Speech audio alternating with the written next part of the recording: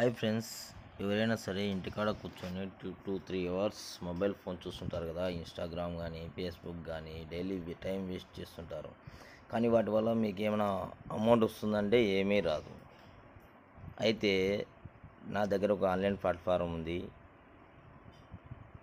ఈ ప్లాట్ఫామ్లోకి మీరు వచ్చి అదే టైంను యూజ్ చేసుకుంటే మంత్లీ వచ్చేసి 15 to 25K ఎర్న్ చేయొచ్చు. 15,000 నుంచి 25,000 నెలకు. ఓకేనా. ఇప్పుడున్న సిచ్యువేషన్లో ప్రజెంట్ నవేడేస్లో ఎక్కడ జాబులు లేవు ఫ్రెండ్స్.